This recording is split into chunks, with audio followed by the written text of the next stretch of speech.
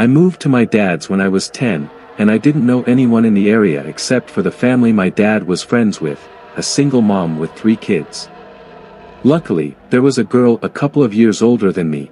She was 12 at the time I met her, and we got to know each other a little over a couple of years. We weren't close, but we ended up having the same friends. One night, my friend Rob was hanging out with her and her younger brother. They happened to be in the house alone because my friend's mom was at work. Her mother's been helping this one lady through her work and got to know her fairly well. She found out her sister was in a mental institution and was let out recently. The night Rob was hanging out with my friend, they got a knock on the door. My friend thought it was just their mom since she knocks a certain way when coming in, and he answered it without thinking. Rob wasn't supposed to be there, and he took off through the window to his house down the road. He never thought twice about it. It wasn't her mom. It was the sister of the lady her mom was helping, and she figured out from talking to her sister where her family lived and her mom's working schedule. She came in. This is where I don't know the details, and I'm glad I don't. My friend's younger brother got away to the neighbor's house to call the police. Delaney brutally murdered my friend a week from Christmas, decapitated her, and left her body naked in a bathtub.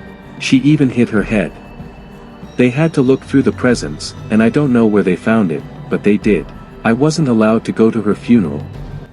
It happened to my wife's grandmother about 15 years ago while we were still dating. Her husband had just passed away about a year previously, but she'd been going down to the library and volunteering.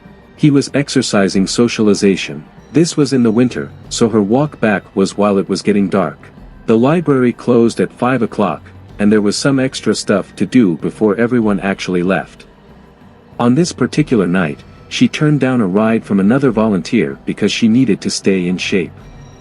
The house is about a mile away through some lightly wooded area in South Texas, and as she's about halfway home, she notices someone behind her. He's walking in the same direction and gaining on her, which in itself isn't all that particular. She's old and thus not particularly fast, but in this case, he seems vaguely sinister. They keep walking. Pretty soon, he's right behind her. Then he falls into pace, just staying behind her. Now she knows something's up, but she's almost home. She can see the top of her driveway coming up, and she leaves her lights on so it'll look like someone's home when she's walking in. She just needs to make it another 150 yards and 100. All that time, she said, he was so close that she could feel his breath on her neck. Around maybe 50 yards, it happens, a strong hand on her shoulder. Don't turn around and hand over your purse or I'll cut you. She stops for a second, then takes one big step forward, turns, and shoots the guy in the neck with the .38 she keeps in her purse. The guy spent the next 5 years in a prison hospital before he died of complications. My wife's grandmother passed last year, but up to the end, she lamented that she pulled the trigger too soon. When I was young, I'd say 8 to 11-ish, my sister, whom is 7 years older, would babysit when my parents were out. At the time, she smoked a lot, and my parents made her smoke outside, of course, so I'd follow her outside, play around, annoy her, and such. One day, my sister notices a car at the end of the driveway just sitting in the road. It's a white SUV with a bike rack on top. It has the most tinted windows I've ever seen, you could not see inside from the side. It sat there until she went inside, then would drive to the end of the road and sit at the church parking lot and wait until she'd come out again for another smoke, and it would repeat this. Odd, but my sister is a brave lady and just kind of ignored it. That is until the next day while my parents were out again, and it showed up again. It would sit at the end of the driveway and just watch. I don't know what the driver was doing, but he was watching my sister. I know because if I didn't go out, I'd watch from the front window, and it would just sit there and watch my sister. She told my father, who was a sheriff's deputy at the time, and he called the cops and made a complaint. They showed up, looked around, but the SUV was nowhere to be seen. Months went by, and nothing. Then one day, a good 9 months after this had all started and around 4 months since the last sighting, it was back. It became a regular occurrence. Another day, my sister was outside doing her nasty habit, and sure enough, here it comes. This time we were all alone as usual, and she decides she's had enough. She tells me to stay in the carport, and she's gonna go confront them. She starts walking toward the SUV, and halfway down the driveway, she would later remark to us, "I felt, turturro. Like I knew if I went any further, I was dead. I was paralyzed by pure fear." She turned around and went inside. Finally, the family car was in the shop for some kind of issue, so we were all stuck home for the night while my parents were home. My sister goes outside to smoke. I go outside with her, and eventually, the SUV shows up. She tells me to run inside and tell my father, and I do. My dad promptly gets his gun and starts briskly walking down the driveway with it in hand in the direction of the SUV, but not leveled towards it. The SUV floored it down the road and peeled out onto the nearby large highway. My dad, being a cop, noted the year and model and distinguishing features. The scariest thing, the license plate had been covered in duct tape. We never saw it again. I was just 4 or 5 years old and my parents had just separated. My mom was living in a 2-bedroom apartment. I had my own room, but I preferred to sleep in her bed whenever I was staying with her. Our 2 bedrooms were at the end of the hallway, directly across from each other. Our apartment was on the first floor, and I remember that it was in the middle of the summer, and my mom had a window open in her room, which was directly behind the bed above the headboard. Anyways, I woke up in the middle of the night and remember sitting up and seeing that our cat was sitting in the doorframe of my mom's room. I should note her door was open, and you could partially see into my bedroom. This was strange because our cat was typically always in bed with us. As I was watching him, he walked into my bedroom and meowed. I turned to face my mom and woke her up. In the 3 or 4 seconds it took me to wake her up and ask me what was wrong, we both looked back up at the doorframe and there was a man standing by my open door, making his way out of the bedroom. I still don't know how she managed to do it so quickly, but my mother proceeded to pick me up and literally throw me out of the screen window. She quickly followed and we were able to start screaming for help, and someone called 911. The police came but didn't see any signs of forced entry, only that our front door was unlocked, which led them to believe that the man must have exited that way. The strange thing was that my mom swore up and down that she had locked the door that night with the deadbolt and chain lock. About a week later, she was cleaning the kitchen and opened up our water heater closet and found a notebook with names and drawings, as well as a pair of gloves and some gum wrappers. The police were called again, but all they could do was speculate that the man had been in our house and hid until we were asleep. One day while doing my laundry, one of the lights blew out in my basement. My basement is set up so that the laundry room is split up from the other side of the basement with a wall and a door. In order to get upstairs, you have to exit the laundry room and go through the other part of the basement. So the light blew in the other part, not the laundry room. As it was the only light on that side, it was pretty dark. I finished the laundry I had to do while dreading the walk through the dark basement. I exited the laundry room, got halfway through the basement, and I heard a loud cackle. Imagine a sound people make when they imitate a witch. Take that and imagine the witch had been smoking for 50 years, making her voice deeper and hoarser. That's what I heard, clear as day, right behind me. I didn't hesitate to bolt for the stairs. I waited until my father got home and then changed the bulb. I have yet to hear that cackle since, and I've not told a single person in the house about it. This happened to a friend of mine. She told me about it about a year or so ago.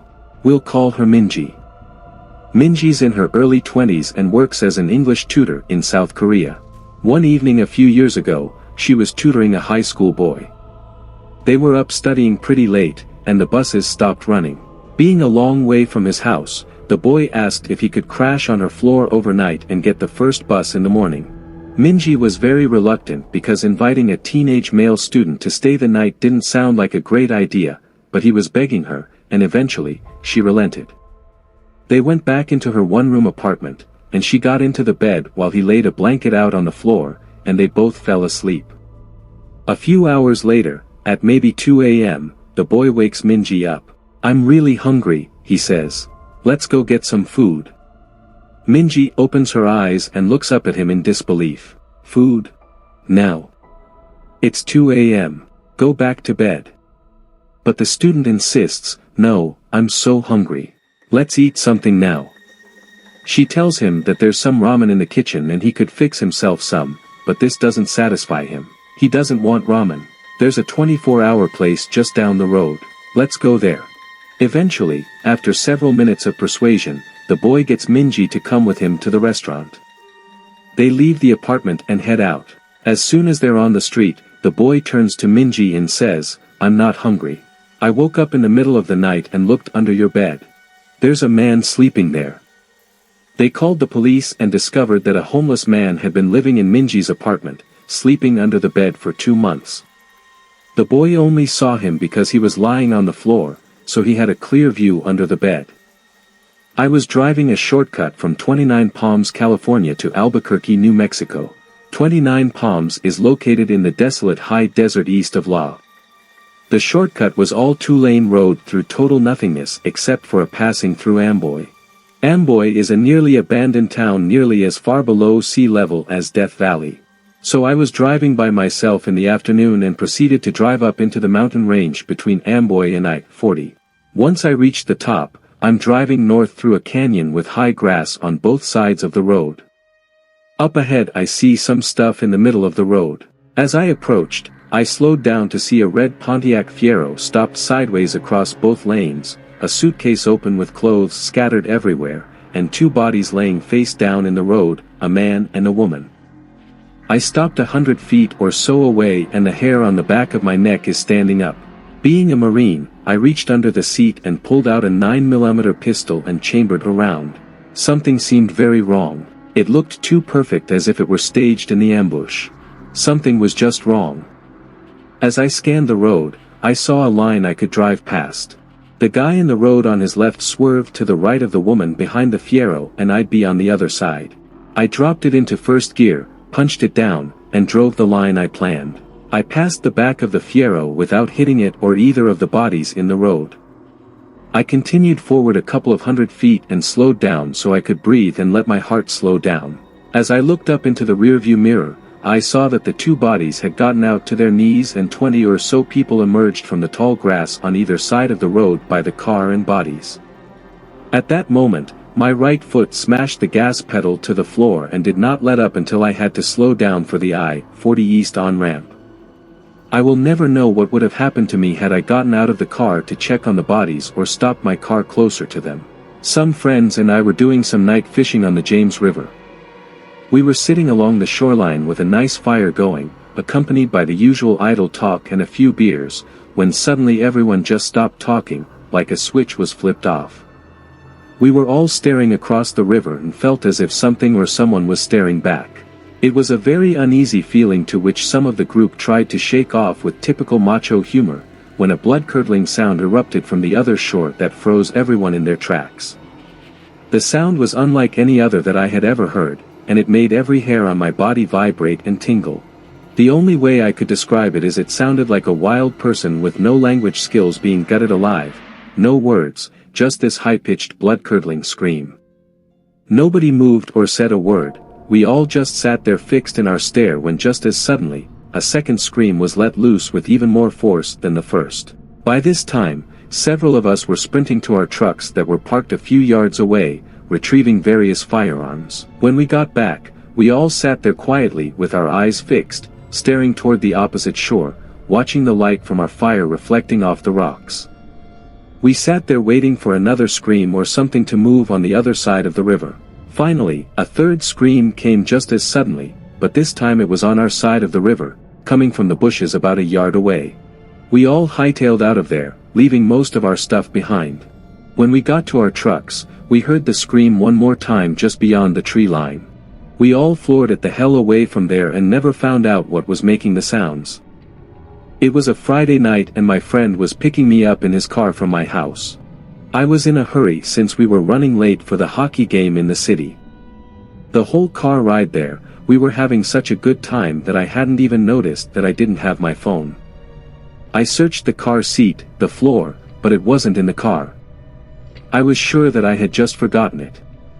During the hockey game, I couldn't stop worrying that maybe I had dropped my phone somewhere, so I borrowed my friend's phone and ran to the bathroom.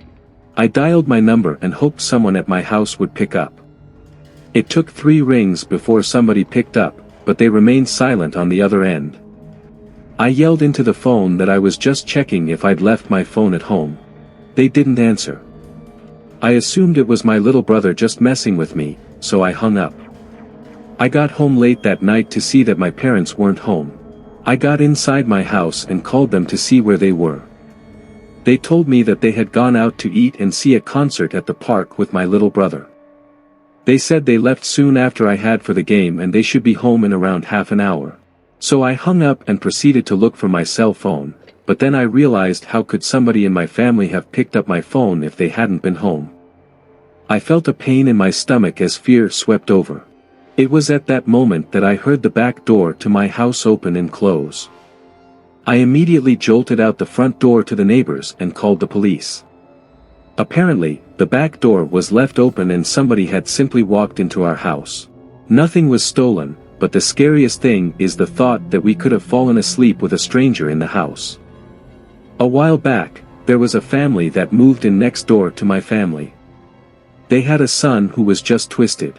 He was obsessive over slasher movies and always wanted me to talk about stuff that happened during my time serving in Vietnam that no normal person would want to hear. He also loved tormenting stray animals. This guy was a whack job. He was 19 at the time, and my daughter was 7, but he always wanted to talk to her. He'd strike up conversations with her when she walked home from school. He would talk over the fence at her when she was playing in the back. But what really set me off was when he called her house looking to speak to her. That was it. I went over and flipped out at him, and his parents told him to stay the hell away from her and that I'd better not ever see him again. That's when things got weird. My daughter was always a little imaginative and paranoid. She would think there were monsters under her bed and whatnot. So when she told me there was something living in her closet and she was too scared to get up and tell us at night but it wasn't there in the daytime, we blew it off as no big deal. A few weeks went by, and one night my wife and daughter were staying at my mother's for a girls' night, so I turned on the HBO box and watched some movies, eventually falling asleep downstairs. At around 2 a.m., I get a call from my neighbor with the creepy son, telling me something along the lines of, "We saw that you were up, so he called. Our son is missing." I went by his room to use the bathroom and his door was open, which is unusual, and there was no sign of him. "We need help looking for him." The phone call woke me up, though I wasn't up, so I asked why they thought I was. "Oh, he saw you walking around upstairs and the light is on." My blood ran cold. His eyes had been passed out on the couch, and I know no one turned any lights on. I hung up on them, ran outside to my truck to grab my shotgun, but noticed the sheriff pulling up to my neighbor's house. By this point, I booked it over and told them there was someone in my house. Now I could see the lights in my daughter's room were on, and there's a silhouette pacing back and forth. When the deputies went in, they found the neighbor boy there waiting in my daughter's room with a nice little setup in her closet. He said he liked to watch her sleep in the moonlight.